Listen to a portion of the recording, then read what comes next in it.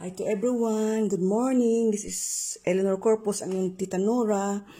Sa araw na ito, ako ay may babahagi sa inyong video tungkol sa mask. Ito nga ba ay useless or useful or epektibo ba na gamitin? O ano bang material o fabric ang dapat nating gamitin kapag gagawa tayo ng cloth mask, yung damit na washable siya. So, ibabahagi ko sa inyo kung paano at kung anong dapat gawin para malaman natin na ito ay pwedeng gawing cloth mask. So, ang telang ito ay tinatawag na tapta shantong dito sa Saudi. At ito naman, ito ay stretchable na cotton. Itong pinaka-lining niya at ito ay tapta shantong. So, para malaman natin na ang gagamitin nating fabric ay maganda at epektibo na hindi siya kaagad na mahawaan ka. Kung halimbawa sa salita siya at siya may career siya ng coronavirus, ay hindi agad ikaw mahawa. So, ganito pong gagawin mo. Ganito, kapag gusto mo mag-try na yung bang mas ba na iyong gagawin ay maganda o epektibo, kailangan mo ng lighter o ng kandila para may apoy at ito ay susuotin mo siya kahit di pa ito kasama, ito lang telang ito at ihipan mo kung gumalaw yung apoy ng kandila o ng lighter, ibig sabihin, hindi magandang gamitin yung telang yon. Kasi, yung hininga halimbawa, meron akong coronavirus, humihinga ako, lumalampas doon sa aking ginagamit na ito, mahahawaan ko yung kausap ko. Kung naman yung kausap ko naman ay nagsuot ng ganito, na ang ginamit na naman yung fabric, ay hindi siya magandang hindi siya magandang gamitin, hindi siya appropriate na gamitin na pangmas, gawing pangmas, ay wala ding silbi, useless din siya. So, ang gagawin ay para makalaman na talagang ito ay maganda siyang gawin, so itry nyo, inyong ilagay sa bibig nyo yung tela and then magsindi kayo ng kandila and then pag inihipan nyo yung apoy at gumalaw o sumayaw ang apoy, ibig sabihin hindi yun maganda. Pero kung hindi naman siya sumayaw at ganun pa rin siya, naka-steady pa rin yung apoy, ibig sabihin nun, pwede nyo gawin siyang mask. Sa ibabaw lang ha? Sa ibabaw lang. Pero dito sa loob, kailangan malamig siya, stretchable siya. Malamig siya, ito ay cotton na stretchable. Yan, may iba't ibang kulay ito. Mayroong gray, light gray, may dark gray, may printed na gray. Pero ito yung ginawa ko ito ay itim yung sa loob, ito naman ay medyo dark gray siya. So, ayan. So, yan yung epektibo na paggawa ng material, na paggawa ng mask. Marami tayong nakikita na magandang hugis, magandang kulay, bulaklakin na mga mask, pero yun ba kaya ay epektibo o yun ba kaya ay magandang gamitin? Kayo po makakasagot. Pero para po sa akin ang magandang gawin na mask ay yung pag umihip ka at hindi lumabas yung hangin dito o yung hininga mo, it means ito yung magandang gawing mask. So, yan. Dito, gumawa ako dito ng maraming mask. Kasi dito, ito, mahal ito. 65 real, yung merong siya ditong pangpasikip. At ito naman ay, pagbibili lang siguro ng mga 30. Kasi wala siya yung adjustable. Walang mabili dito dahil ban dito yung China products. Ban dito sa Saudi. So, ito, gumawa kami ng ganito dahil nagkakaubusan na ng mga mask at ang gusto nila ay yung mask na nalalabhan. So, ayan, ito, isi-share ko sa inyo kung paano ko ito ginawa may pattern din. At itong ang garter, kung anong sukat, kung ano yung ginamit ko dyan, kung ano yung ginamit ko dito na metal na pangpatigas konti para kapag isinip mo sa ilong ay magsishape siya. So, ibabahagi ko muna sa inyo. So, ayan, ang epektibong paggawa ng mask ay ito. I-try nyo munang hipan. Ilagay nyo sa bibig nyo ito. Ito lang, hindi kasama ito. Yung tela lang. Kapag gumalaw yung apoy, ibig sabihin may hangin. Lumalabas yung hangin, lumalabas yung hininga mo. So, hindi po maganda yon na gawing mask. Ang kailangan doon ay hindi yung maganda o hindi yung colorful, kundi yung talagang ito siyantong ito. Ibig sabihin, fine yung pagkakahabi ng kanyang tela. Hindi siya butas-butas, hindi siya masilag. Yan. Ito ang tapta siyantong. Pero marami ding tela. Ang Oxford, pwede rin yun. Pwede rin siyang gawin. So, ayan. So, ibahagi ko sa inyo kung paano ko ginawa ang pattern at ang ano pang mga gagamitin dyan ay ibabahagi ko sa inyo sa araw na ito. So, dito po sa Saudi, ay matatangos ang ilong nila. Mahaba. So, gumawa ko ng pattern na accurate sa kanilang ilong. So, ang ating gagawin, pakita ko sa inyo paano gagawin, ito, gumawa muna tayo ng isang triangle kwadrado. So, sumukat tayo ng 6 and 3/8. So, yan 6 and 3/8. Guhitan. 6 and 3/8. And then, 5 and 1/4 doon. Ayun, 5 and 1/4. So, ayan, atin siyang guhitan.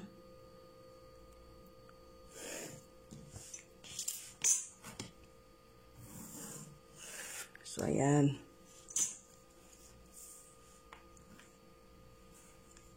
Six and 3/8. So, ayan.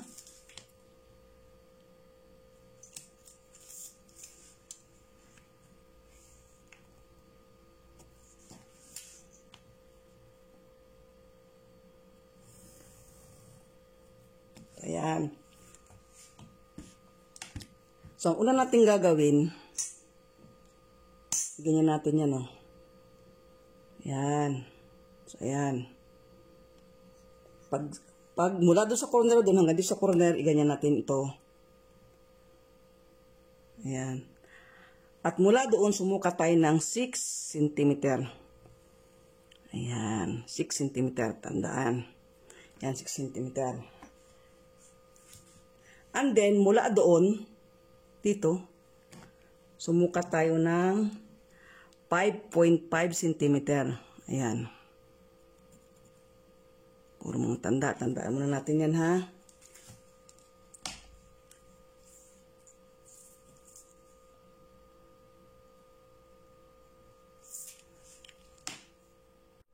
So, dito naman, mula dito, sumukat tayo ng 6.5.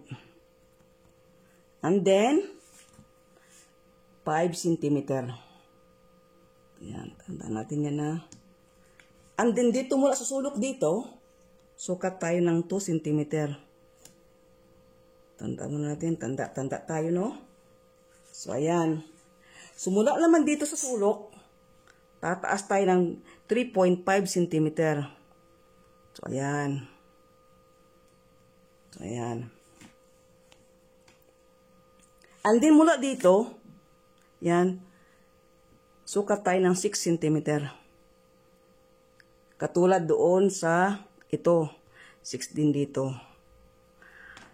Mula dyan sa point na yan, guhit tayo ng half centimeter. At ating guhitang paganyan. Ayan. Ayan ang kanyang. And then dito, pagdugtungin mo yan, no? So, ayan. So, ayan. And then, from the point, ganyan mo ito. So, ayan. And then, ayan. So, dito naman, mula dito, so, ayan.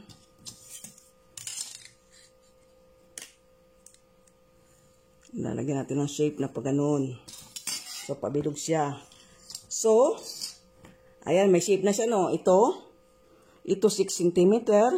Ito 6 cm din. Ito naman ay 8 cm naman, mula doon hanggang doon. And then, mula dito naman, 5 cm. 5.5 cm. So, 5.5 cm. So, ayan. And then, ayan, may shape na siya, no? Mula doon, guhit. Yan. Yan na yung kanyang pattern. So, ito 5.5. And then, ito naman ay 6.5. Yan, 6.5 ito. Pababa. 6.5.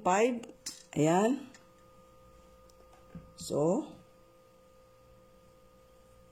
yan, yari na yung pattern natin. So, dito, papasok ka ng 0.5 cm. Kalating sentimetro. At mula naman doon, sa sulok, lagi tayong magmumula sa sulok, 6 naman centimeter.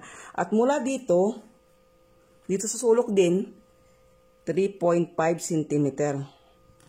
No? At dito naman, mula sa sulok dito, sa corner na yan, 2 cm naman. So, yan. Puro tayo lahat sa sulok. Yung sulok, pag ganyan, 6.5. Pero ito, ang kabuuan nito ay 6 and 3/8. Ito, yan. Magkudrado muna kayo ng 6 and 3/8 at saka 5 and 1/4. 5 and 1/4 inches. Buo muna kayong kudradong ganyan.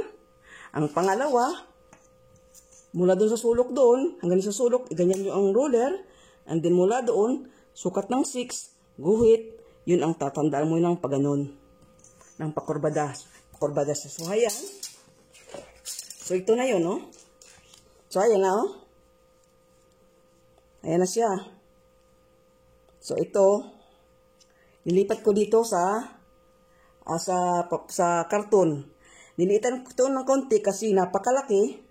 So, nung inilipat ko sa karton, akin muna siyang kinuha ng konti dito dahil masyadong mahaba. Para pwede din sa pambabae. Dahil yung sinukatan ay lalaki, so binawasan ko konti dyan. Pero ito na yung, ito na yung unisex na ito. Kung gagawa kayo ng pantinda o pang ito na yung sukat. No?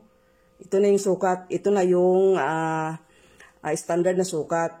So, kung gusto nyong mas maliit pa, di magbabawas kayo ng, ng 1/4. 1/4 ang ibabawas nyo ha, pagka kayo. Ito, buo ito. Buo. So, ayan. So, start na tayo. So, ito yung tapta syantong. Yan, tapta syantong. Oh, very fine siya, oh. Masiksik ang pagkakahabi niya, hindi siya masilag, hindi siya, kahit medyo siya manipis, pero masinsin yung kanyang hilo ng kanyang tela. So, ito yung gagawin ko. Ito. So, ayan.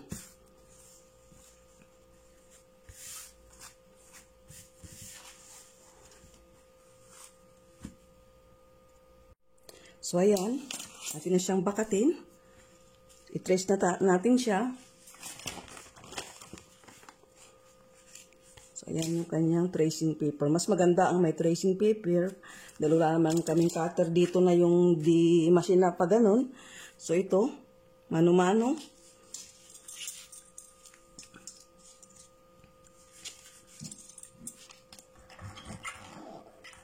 So, inagalyan mo lang siya. Ayan.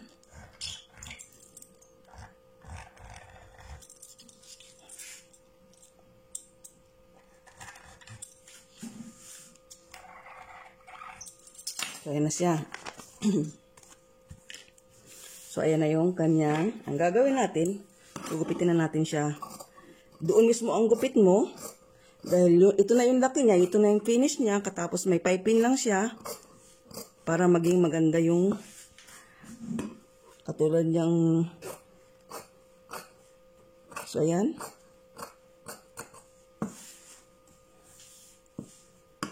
Ito, siyempre, meron itong allowance. So, ayan.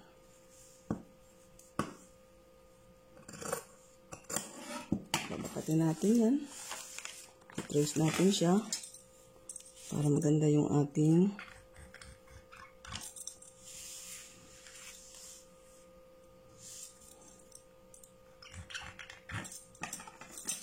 so, ayan siya. Yan siya ngayon. No? Gagawin, ito yung tela na stretch. Malamig. One side stretch. Hindi yung dyan stretch siya, dito stretch siya. One side stretch. Isa lamang stretch niya, hindi yung dalawa. So, ayan. Gagawin natin, ibabakat na natin siyang paganon. Diba? So, pipin natin.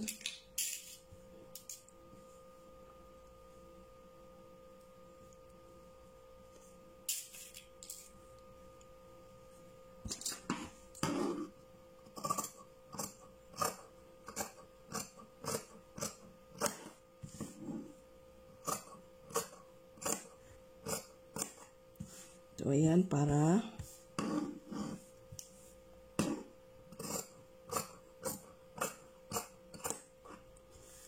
gumawa kami kasi kailangan dito ng kakaubusan ng mask at gusto nila yung nalalabhan. Dahil yung medical mask ay may nag-expire yun. So, ito magandang mask, hindi yung maganda ang itsura, maganda ang shape, kundi accurate yung kanyang kailang gagamitin. So, ito, tinry naman ito. So, ayan.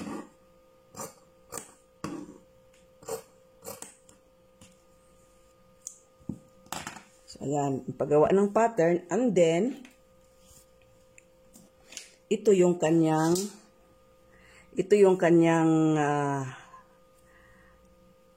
pinaka-garter, yung pinaka-loop niya para dun sa tenga, na ang haba nito ay 6 inches, kasama na yung half inch na allowance niya. So, ayan. Ito naman yung pang-piping niya. Ito ay nabibili ng 5 real ang 1 metro na 45 ang width. Na ito yung ginagawang bag ng sapatos, ito yung ginawa naming kasi ito nalalabhan ito. And then, meron din kaming metal na binili, ayan, napakaliit siya. So, ang haba nito ay 3.5, and then ipofold mo ng 1/4 dito sa magkabila. I-fold mo yan para hindi matusok yung kapag yung ginawa yan. Oh. So, yan. And then, tahiin mo na dito. Tahiin mo na dyan. Kapag naikabit mo na yun, so, antahiin mo dito. Kung alin yung maliit ang, dyan mo siya. Kung naikip ko yan, dyan ang tahi niyan. And then, itong piping. So, pakita ko sa inyo kung paano ko tinahi, ha. So, ito yung metal na maliit. Para pagka gusto mong iganon sa shape ng ilong mo, ay pwede. No? Ito naman yung 25 ang haba at 2 cm ang lapad nito. At itong garter ay 1/4 siya na ang haba ay 6 inches kasama na ang allowance sa paggawa. So, ganito yun, oh. So, ayan. Una mo nang ginawa, ayan. Ang kanyang so, ganito ang paggawa niyan. So, ayan.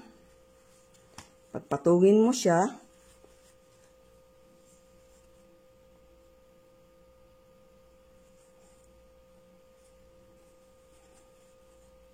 Yan.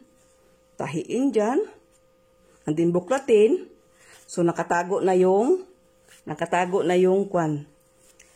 para hindi siya magbuka-buka dyan. Nakatahi na siya doon, oh. Tingnan mo, ayan, nakatahi na siya. Oh, ayan. Ganun ang paggagawa. So, ayan. And then, piping siya. Ito muna ang uunahin mong piping. Ito. And then, yan. Isusuksok mo yung kanyang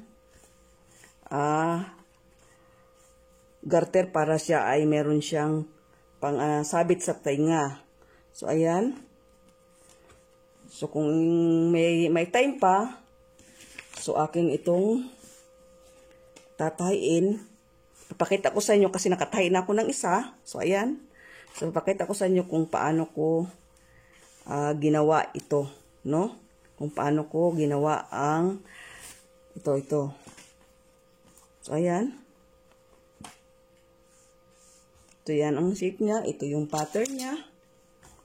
So, ayan. Baka hindi ko na siguro tahiin yan dahil in-explain ko na lang. Siguro, ang mahalaga lang na ang telang gagamitin natin ay ang na hindi siya lumalampas ang hangin. Dahil nga, kapag ka sa laway o kaya sa hangin, sa hininga mo, doon sumasama yung virus. So, ang gagawin ay di yung ganito, na hindi halos siya lumabas. Pero dito, hindi mo pwedeng doblehin ito dahil mainit itong santong, mainit ito. So, lalagyan mo siyang lining na malamig. So, ayan. Gagamitin ay, ito ay 25 ang haba. Ito ay per meter akong bumili nito. 1 metro ay 5 real. So, doon kami gugupitin mo ito ng 2 cm. Ang haba ay 5. Katapos, tutupiin mo ganyan. No? So, ayan. Gaganyan mo siya. And then, pagbaliktad doon, yan. Hindi mo na itutupi yun. Tatahiin mo na siya. So, ayan. Pero before mo itahi, ilagay mo muna ito dito sa pinakamaliit. Dito, hindi sa malapad ha. Dito sa maliit mo siya ilalagay. Tatahi mo siya. Before mo siya, dito mo ang tahi, oh. Dito sa gilid. Doon mo itatahi bago mo siya lagyan ng piping. So, ang paglalagay ng piping, so, wala na tayong oras kasing explain ng magtahi. So, ang gagawin yan, itatahi mo siya ng isang sudsud na ganyan ng makina. 1/4, and then ibaliktarin mo pa ganyan.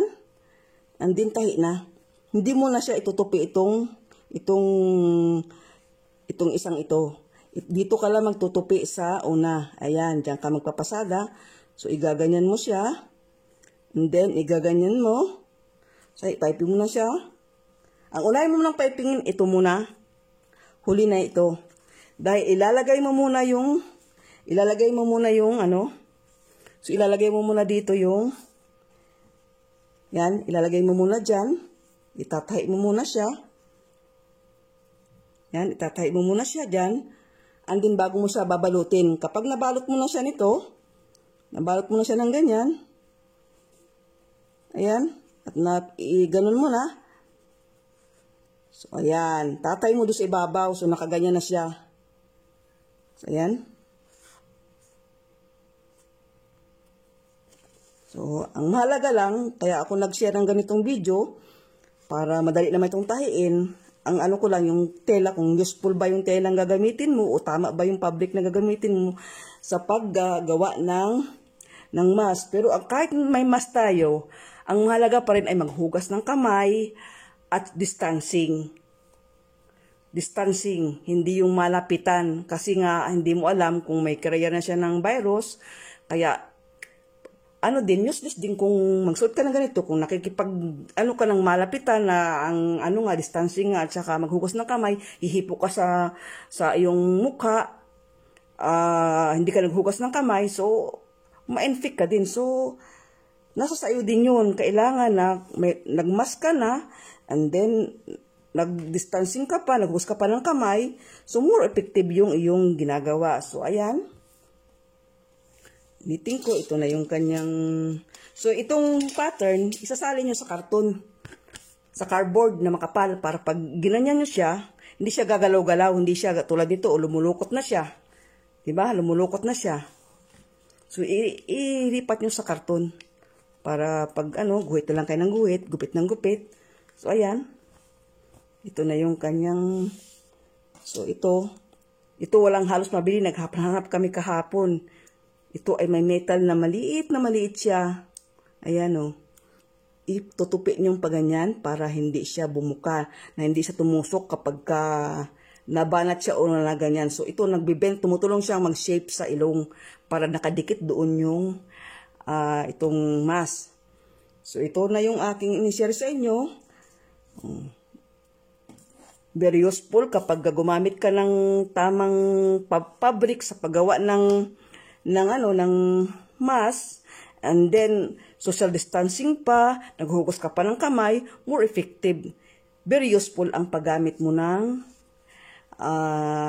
mask, hindi useless. Hindi yung sa pagandahan, hindi sa pagandahan ng shape, bulaklakan, ano-ano man. Meron pa nga ako nakitang yung nguso nung pusa eh. Pero ang mahalaga doon ay tama yung fabric na ginamit mo, na yung hininga mo ay hindi siya lalabas doon. Ito maganda kaya siya ginanyan ko dahil matangos ang ilong, hindi nakadikit sa bibig mo ito at ito hindi nakalapat sa ilong, ito hindi nakadikit sa bibig. So mayroon siyang makakahinga ka, hindi yung hapit na hapit sa iyong bibig. So ayan, ito yung maliit, ito yung taas, ito yung merong siyang metal. So ayan, ibang kulay. So ayan, blue, green, may yellow. Ito mga syantong yan. Ito Oxford. Ito din. So hindi man natin memoryado kung ano yung mga pangalan ng mga tela. So ang mas maganda magsindi tayo ng kandila o yung lighter, sindihan natin at ihipan natin. Kung yun ay gumalaw, lumabas yung hangin, it means na hindi maganda siya at hindi pwede siyang gawing mask. Yun ang pinaka-testing na mas applicable, na madali siya. Diba? Ayan o. So ayan, dami na. So ayan, ang ganda ng pang-piping. Hindi na siya. So, ang ganda ng verde, ang ganda ng itong pusya. Ito, mga syantong lahat yan. So, pwede rin na Oxford, pero ito yung mura-mura. So, ito na yung, itong presyo nito ay 25 real ang isang metro ng syantong. Ito naman, mahal din, 15 reals. Ibig sabihin, kung sa atin ay 200 ang isang metro, ito naman ay 300. Itong telang ito. So, hanggang dito na lang. Ang paalala lang, kahit tayo nakamas, kailangan distansya dahil kung halimbawa dito dumistansya at masyadong nagsasalita yung ating kausap, hindi lumalabas dito sa gilid yung hininga, ay mahahawa rin tayo. So magsuot tayo ng tamang mask, social distancing, hugas ng kamay. Very effective ang pagsuot ng mask, hindi useless. So hanggang dito na lang. Sana nagustuhan nyo yung aking ibinahagi. Thanks for watching. God bless us all. Bye.